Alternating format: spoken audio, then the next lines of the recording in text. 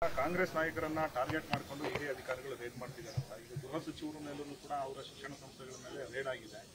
ಆಮೇಲೆ 40 ಲಕ್ಷ ಟ್ರಾನ್ಸಾಕ್ಷನ್ ಆಗಿದೆ, ಅವ್ರಿಗೆ ಅಮೌಂಟ್ ಕೊಟ್ಟಿದ್ದಾರೆ, ಅದನ್ನು ಬೇರೆ ಬೇರೆದಕ್ಕೆ ರಣ್ಯರಾವ್ ಬಳಕೆ ಮಾಡ್ಕೊಂಡಿದ್ದಾರೆ ಅಂತ ಕೂಡ ಸುದ್ದಿಯಾಗಿದೆ. ಪರಮೇಶ್ವರ್ ಸಾಹೇಬರು, ಮಲ್ಲಿಕಾರ್ಜುನ್ ಖರ್ಗೆ ಸಾಹೇಬರು ದಲಿತ ಸಮುದಾಯದ ಈ ದೇಶದ ಪರಮೋಚ್ಚ ನಾಯಕರು. ಮೋದಿ ಅವರಿಗೆ ದಲಿತ ಸಮುದಾಯದವ್ರನ್ನ ಕಂಡ್ರೆ ಆಗಲ್ಲ ಅನಿಸುತ್ತೆ. ನಾನು ನರೇಂದ್ರ ಮೋದಿ ಅವರಿಗೆ ಕೇಳಕ್ಕೆ ಇಷ್ಟಪಡ್ತೀನಿ. ಮತ್ತು ಈ ಛಲವಾದಿ ನಾರಾಯಣ ಸ್ವಾಮಿ ಅವರು ಮೋದಿ ಅವ್ರನ್ನ ಪ್ರಶ್ನೆನೇ ಮಾಡಬಾರ್ದು ಅನ್ನೋ ಥರ ಮಾತಾಡ್ತಾರೆ. ನಾನು ನರೇಂದ್ರ ಮೋದಿ ಅವ್ರನ್ನ ಪ್ರಶ್ನೆ ಮಾಡ್ತಿದ್ದೀನಿ, ಯಾಕೆ ದಲಿತರು ಈ ದೇಶದಲ್ಲಿ ಬೆಳೆಯೋದು ನಿಮ್ಗೆ ಇಷ್ಟ ಇಲ್ವಾ ಸರ್?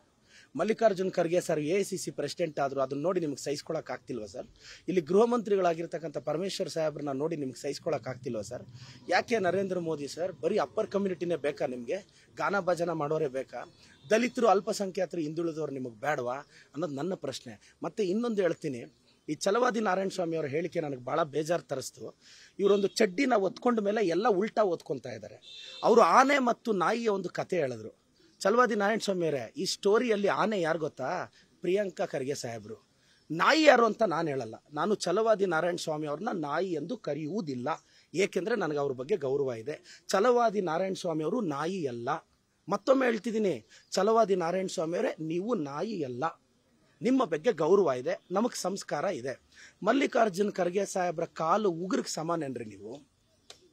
ಕೆಲವು ಪದಗಳನ್ನ ಬಳಸ್ತೀರಾ. ಛಲವಾದಿ ನಾರಾಯಣ ಸ್ವಾಮಿ ಅವ್ರ ಸೀಟ್ ಗಟ್ಟಿ ಆಗಬೇಕು ಅಂದರೆ ನಮ್ಮ ಖರ್ಗೆ ಸಾಹೇಬ್ರನ್ನ ಬೈಬೇಕು, ಇಲ್ಲಾಂದರೆ ಅವ್ರಿಗೆ ನಿದ್ದೆ ಬರಲ್ಲ.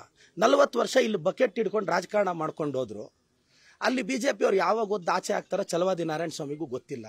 ಛಲವಾದಿ ನಾರಾಯಣ ಸ್ವಾಮಿ ಅವರು ಯಾವತ್ತಾದ್ರೂ ಯೋಚನೆ ಮಾಡಿ, ದಲಿತ ಸಮುದಾಯಕ್ಕೆ ಕಾಂಗ್ರೆಸ್ ಪಕ್ಷ ಕೊಟ್ಟಿರೋ ಕೊಡುಗೆ ನಿಮ್ಮ ಪಕ್ಷ ಕೊಟ್ಟಿದೆಯನ್ರಿ?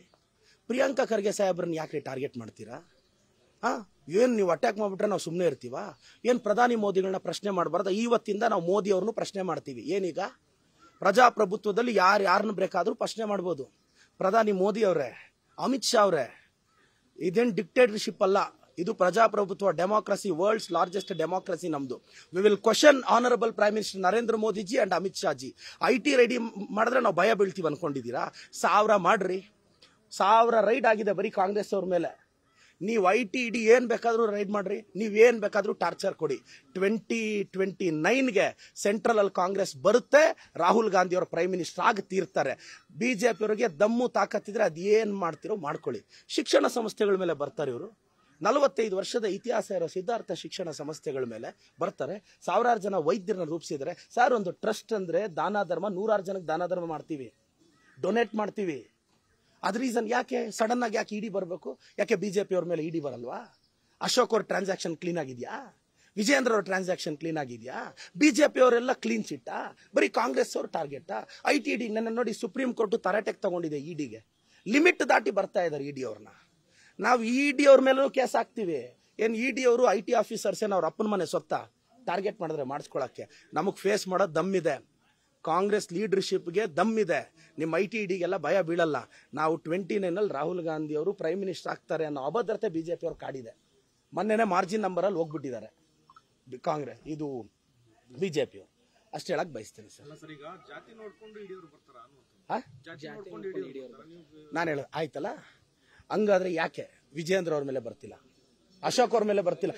ದಲಿತರು ಯಾಕೆ ಟಾರ್ಗೆಟ್ ಈ ದೇಶದಲ್ಲಿ? ದಲಿತರು ಯಾಕೆ ಟಾರ್ಗೆಟ್? ಹಿಂದುತ್ವದ ಬಗ್ಗೆ ಮಾತಾಡ್ತಾರಲ್ಲ ಇವರು, ಅಪ್ಪರ್ ಕಮ್ಯುನಿಟಿಯವರು ಹಿಂದುತ್ವದ ಬಗ್ಗೆ ಮಾತಾಡ್ತಾರಲ್ಲ ಯಾಕೆ? ಅಲ್ಲಲ್ಲ, ಒಂದು ನಿಮಿಷ, ನಾನು ಕೆಲವ್ರನ್ನ ಮಾತಾಡ್ತಾರಲ್ಲ, ಯಾಕೆ ದಲಿತರನ್ನ ಟಾರ್ಗೆಟ್ ಮಾಡ್ತೀರಾ?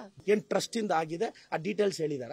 ಅಂದರೆ ಇವ್ರು ಹೋಮ್ ಮಿನಿಸ್ಟರ್ನ ಟಾರ್ಗೆಟ್ ಮಾಡಿಬಿಟ್ರೆ ಸ್ಟೇಟ್ ಡಿಸ್ಟೆಬಿಲೈಸ್ ಆಗುತ್ತೆ. ಹಂಗೆಲ್ಲ ಪರಮೇಶ್ವರ್ ಸಾಹೇಬ್ರಿಗೆ ಧೈರ್ಯ ಇದೆ ರೀ.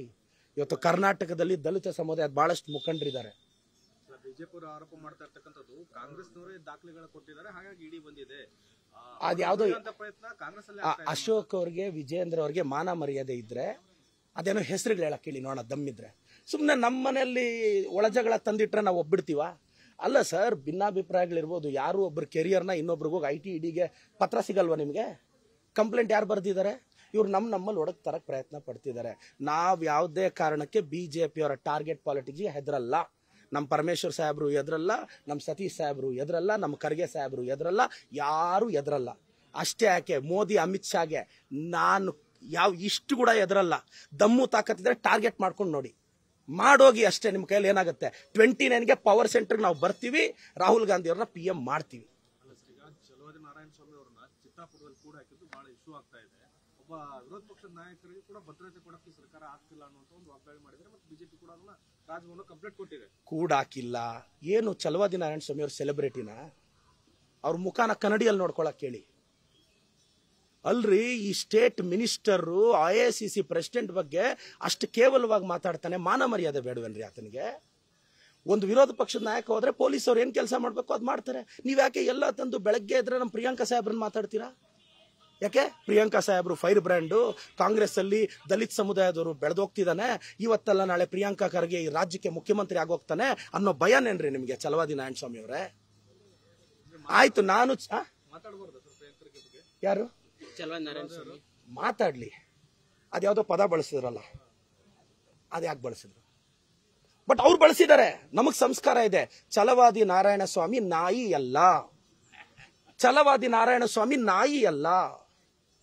ಛಲವಾದಿ ನಾರಾಯಣ ಸ್ವಾಮಿ ಅವರೇ, ನಿಮ್ಮ ನಾಯಿ ಅಂತ ಕರೆಯಕ್ ನಾನು ಇಷ್ಟಪಡಲ್ಲ. 5-6 ಸಲ ಹೇಳಿ ಅದನ್ನೇ ಹೇಳ್ದಂಗೆ ಮಾಡ್ತಾ ಇದ್ರ ಅಂತ ತಿಳಿತೀವಿ ಸರ್. ಒಂದು 5-6 ಸಲ ಹೇಳಿ ಪದೇ ಹೇಳಿ. ಇಲ್ಲ, ಛಲವಾದಿ ನಾರಾಯಣ ಸ್ವಾಮಿ ಅವರು ಹಿರಿಯ ರಾಜಕಾರಣಿ ರೀ.